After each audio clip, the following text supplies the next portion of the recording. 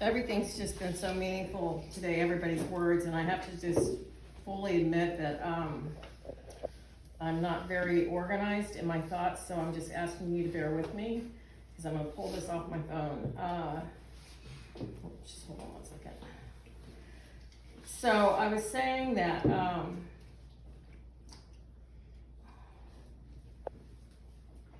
here we go. Whitney, while you're waiting to get in this, let me ask the people a question here. What if I wouldn't have gotten on that train that day? Where would you be? We wouldn't be in We here. would be here. So we had an empty room. Good point.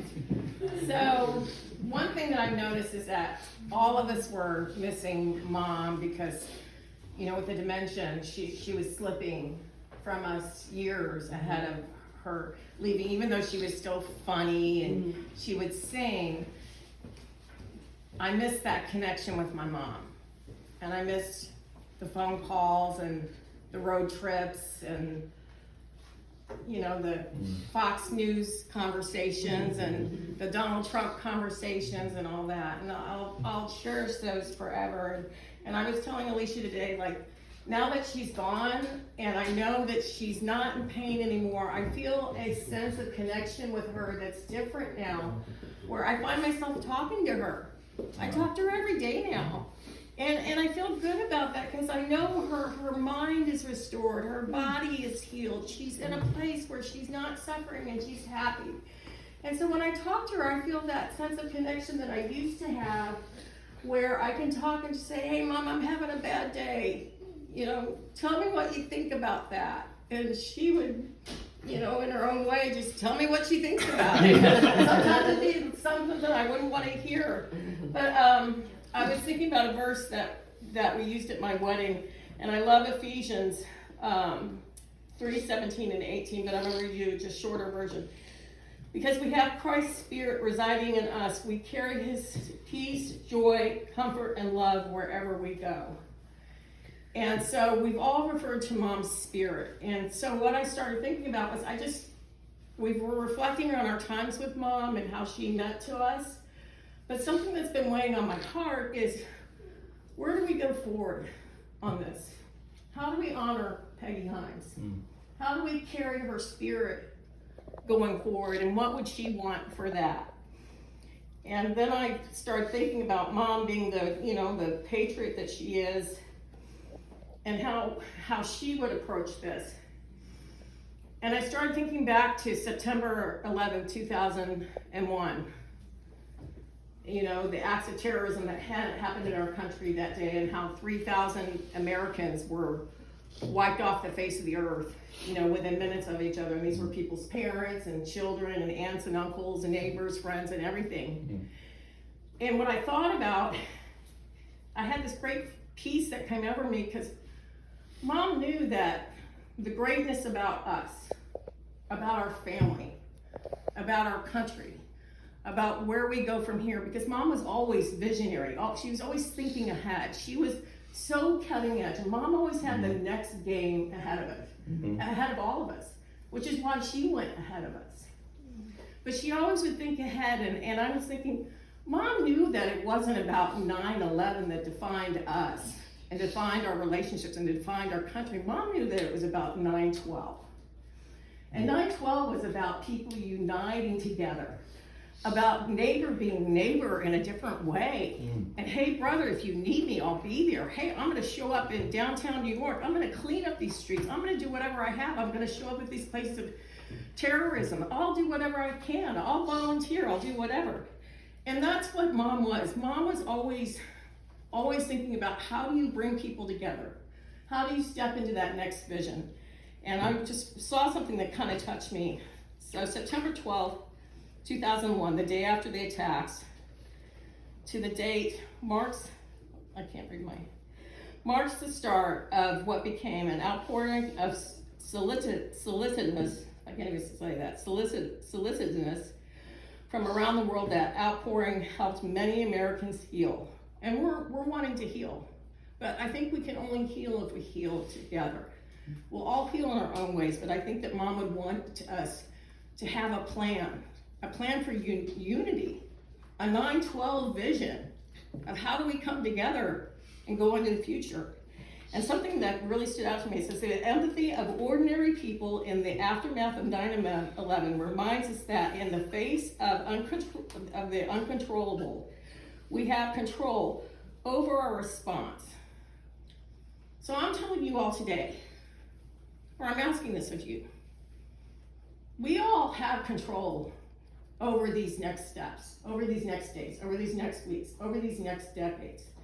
How we stay together, we stand together, we honor Mom's spirit.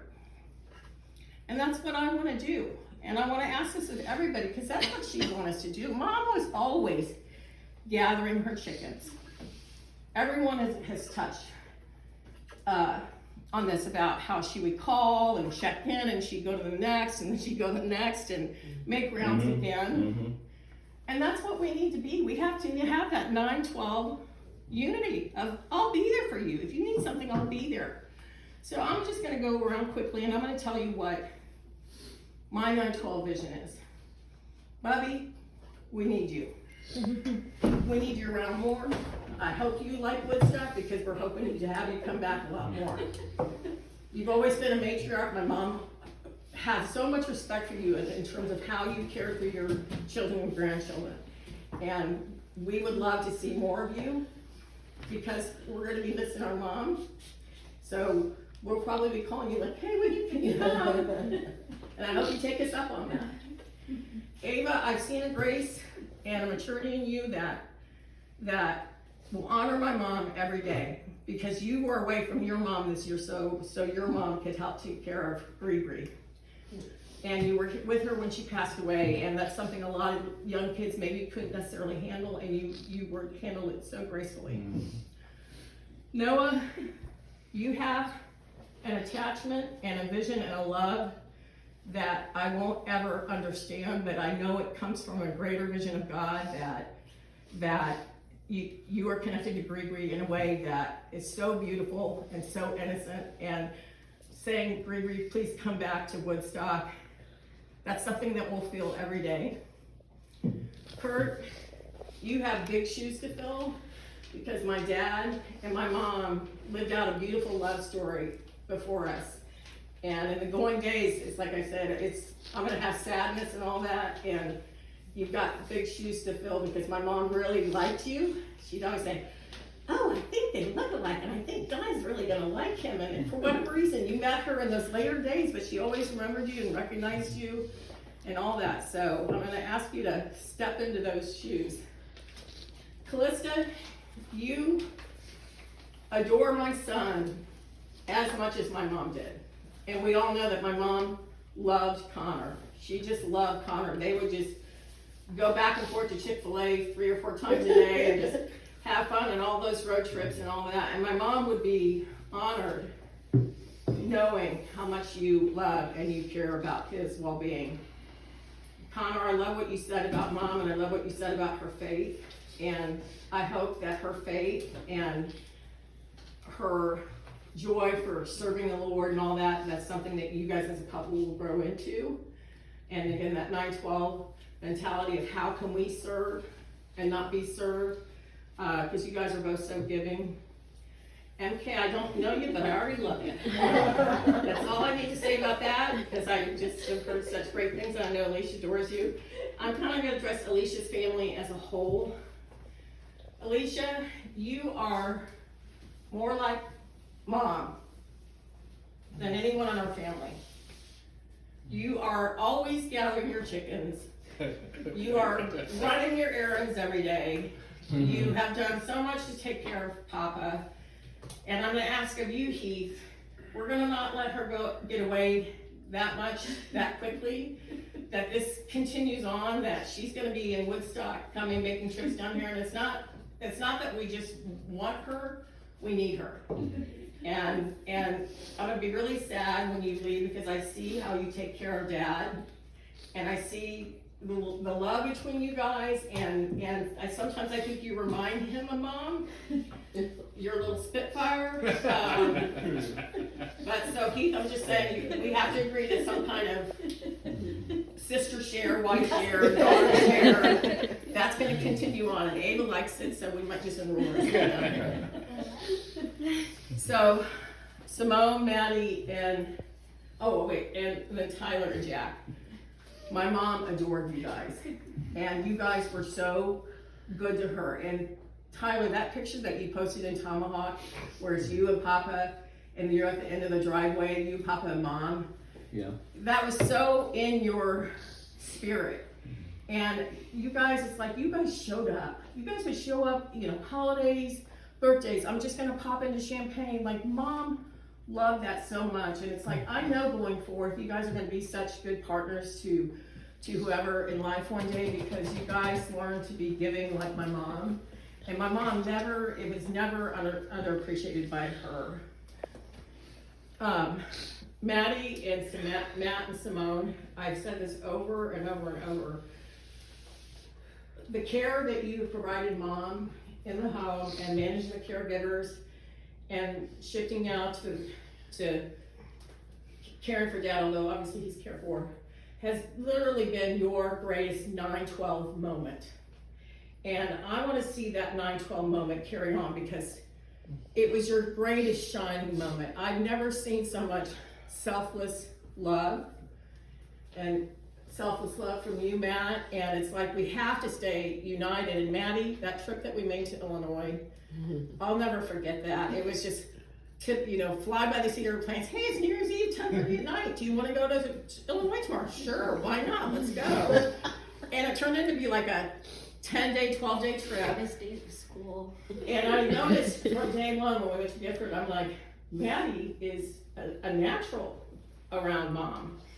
And so that act of servitude, I hope you will carry that throughout your life, because you are at your best in that. So I hope you end up in some occupation where that's involved. Chris and Lana, I love you guys, and you guys are like the spiritual anchors of our family, if you don't see that. And it's almost like, if there's a problem where I can't come to Dad, I can always call you. And I know that you guys are on the same page. And Chris, you always root everything back to faith. And that's always the response that you take.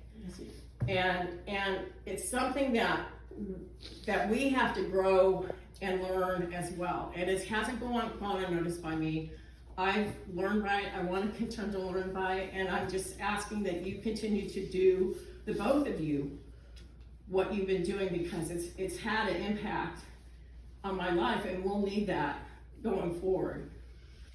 And little Miss Georgia Peach here, my mom loved you. And you emulated so much that was so much like my mom, like, I'm from, Augusta, Georgia, but sure, I'll go to Chicago, sure, I'll go to grad school. And that was everything that mom was. And Mom was so fiercely independent, ahead of her time. And you were so much that way. You guys were a lot alike.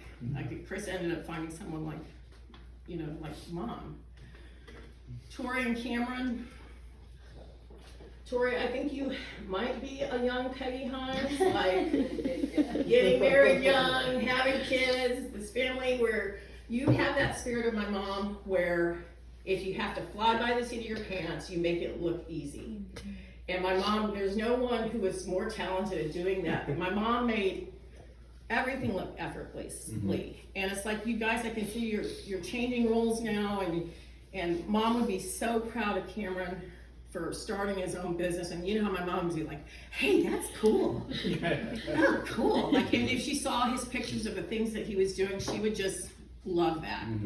And so she would love your free spiritness. And I'm just continue to embrace that, because there's so much of you that almost remind me of her parents.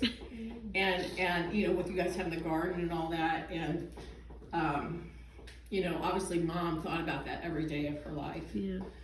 So then I want to just say something to the two of you. Shelby, who knew that you were such a great public speaker? I would like to know when your next gig is. I'll show up. I'm sure all of us will show up. I don't know if it's ministry, I don't know what it is, but I'm on board. My mom would love it. She would say, hey, cool. And Clemson taught me. yeah, Clemson. And Mallory, girl, I've told you this before. My mom is gonna be the #1 cheerleader in heaven, saying that triumph is gonna come after tragedy. And my mom is the big advocate of always, if someone has an idea, has a vision, has whatever, my mom was the biggest cheerleader, probably for all of us in this room, right, Keith? Like, I'm saying, like, she always, it's like, I want to go to grad school, go for it. Think they'll move to Georgia Southern, let's do it. You are so talented. And my mom would have loved your talent. She didn't really get to see it a whole lot, but it's something that we've all seen and we've all noticed. And so I'm gonna step into my mom's shoes and I'm gonna keep nudging you along, because I told you, if you ever write that first book, if you ever get into women's ministry or whatever it is, there's something at the back of my mind that I know God is calling you to. And you'll know the answer, but my mom is cheering you on in heaven. So there will be triumph and joy and healing for all of us. And I just wanted to just say, let's all have that 9/12 mentality and just really rally together in the future and be a family. Amen.